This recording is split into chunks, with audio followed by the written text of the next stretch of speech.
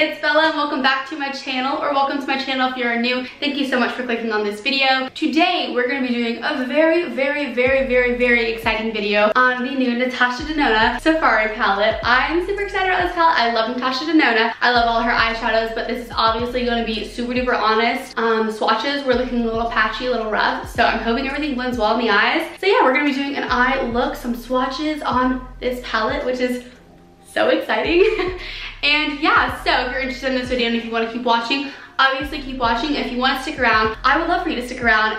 If you click that subscribe button and join the Goria gang, you'll love it over here. And click that bell so you do get notified when I post. Don't forget to follow my social medias up here above so you can be a part of the Goria gang on other social medias as well. And let's see if this palette is worth 130 bucks. Although I only paid $29 because I redeemed my Sephora points, so that's exciting. But let's see if this is worth it and let's do our tutorial. So the lighting may be going in and out. I do have my studio lights in here, but the lighting outside is going in and out, so I apologize for that. But let's go ahead and get into some details about this palette. There are 15 shades. It is an all matte eyeshadow palette. It's 129 bucks, and you can redeem your Sephora points. So I redeemed my points to get this palette, and I only paid 29 bucks. Like, that's amazing. So if you can do that, I strongly suggest you do that. I think that's all you really need to know. Another thing that I would note to you guys is that Natasha Denona shadows are really only good for the time span listed on the back. So this one does say 24 months, so you're good for this for 2 years. But her Sunset and her Lila palette are good for 12 months, I want to say, and you have to use it in those 12 months because they will expire and get gritty feeling because they're such a good formula, but they go in that time span, so make sure you utilize it. And each eyeshadow pan is actually 0.08 ounces as well. So getting into the packaging, this is my favorite color ever. Army green is just like my go-to color. I love it so much. It looks like this, kind of super similar to the Tropic palette. It doesn't have like that leather feeling as the Sunset and Lila palette, but I feel like you guys just care about the inside and the colors. It's gorgeous. You have some pretty like blue and greens up here. I don't know until I swatch them. This one's definitely a true army green. This one is like literally like a light green, like a stone color, literally what it's called. And this one is more of a darker green with a blue shift, and this is definitely like your dark blue color. You have two colors right here to set your lid and your brow bone. You have two little browns over here. You have a transition color, and then you have some pretty purples, which I think I'm gonna go towards like these four colors down here. And then you have a nice neutral transition color for your crease. All right, so I am gonna go ahead and insert swatches right here for you guys to see, going from the first row and then going to the second and the third row. As you can tell, my face makeup is done, so we're just gonna go ahead and go straight into the eyeshadow palette. So I'm going to take Aya, which is a nice yellow based little cream color, and pop this on my lid to set my, ooh, that's some, you guys see that? That's a lot of pickup. And I'm just gonna go ahead and set my lid with this color, and this is what I will use as my all over base color. Straight off the bat, you can see there's a lot of kick up and kick back in the palette from me just tapping in, and it's kind of fallen over the Lotus color.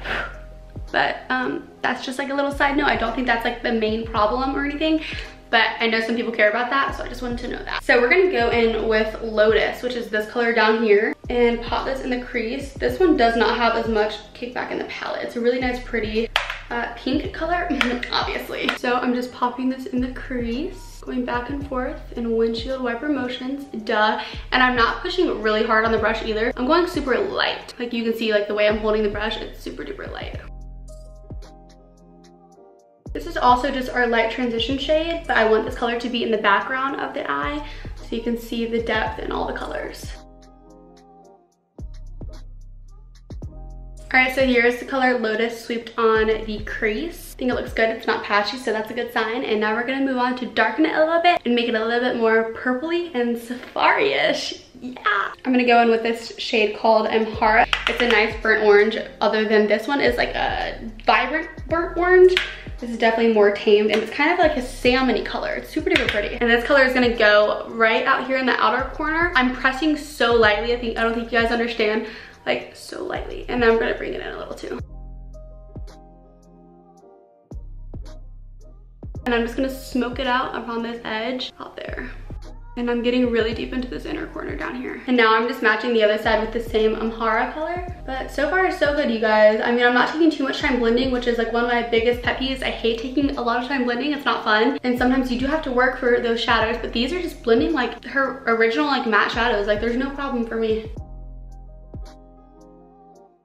I don't know if you guys can tell, but like right here, I feel like it's starting to patch up a little, like it won't blend. So I'm just gonna take a clean brush and just trying to work that out a little.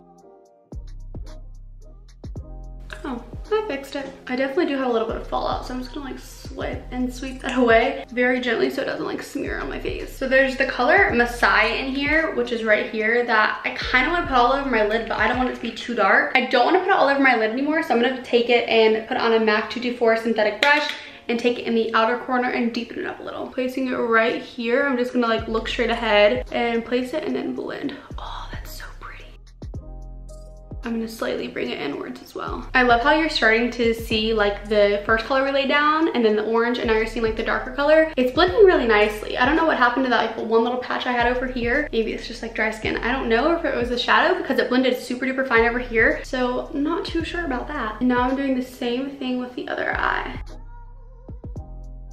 It's happening again. Do you guys see that little patch over here? Taking a clean brush and just kind of blending them both out because this patch over here is happening again and it's in the same spot. I think it got a little bit better with the patchiness. I'm gonna take the color that we used all over the lid, which is Aya, and I'm going to mix it with Malia. I'm just gonna take this and put it all over the lid. So once you keep tapping, it'll blend into the purple eyeshadows, and then we're gonna take a blending brush and blend out the outer area right here so they blend together. I really like that color all over the lid. It's really opening up the eye.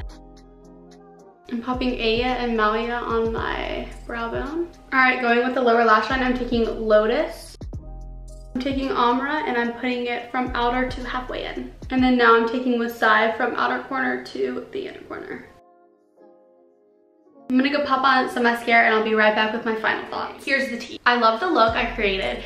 I'm not sure why I got patchy the first time on literally just my left lid, but once I worked it out with a clean brush, I was perfectly fine. So that was a little confusing. One thing I have to say about this palette is when you dip in for a color, you need to make sure you tap off a ton because otherwise you will get a huge patch. It does build well, but you may have the slightest bit of patchiness, but like I said, take a clean brush, kind of work it out a little. So other than that, I have no complaints. Like, I think the color scheme's amazing. I think the palette is really good. I don't know if I like this more than her like shimmer palette, like with her Sunset and Lila palette. I definitely think I like those better. But for an all matte palette, this is super good. The mattes are creamy. And if you do have fallout, make sure you take a tiny brush and just kind of push upwards, because I did get a little fallout with this palette, so you might want to do your eyes first. But yeah, so that's the tea. I thought it was pretty good. Yes, there was a patch, but yes, it got fixed. Like, it didn't take so long to try to get it to not be patchy. See what I'm saying? Please let me know down below what you think of this palette, what you think of the eye look I created, and if you're gonna be getting this palette, or if you're just gonna pass on it. I would love to hear your opinion down below. Thank you guys so much for watching this video. Don't forget to subscribe so you can be part of the Goria gang. We'd love to have you join, and hopefully I will catch you guys in my very next video. Bye guys.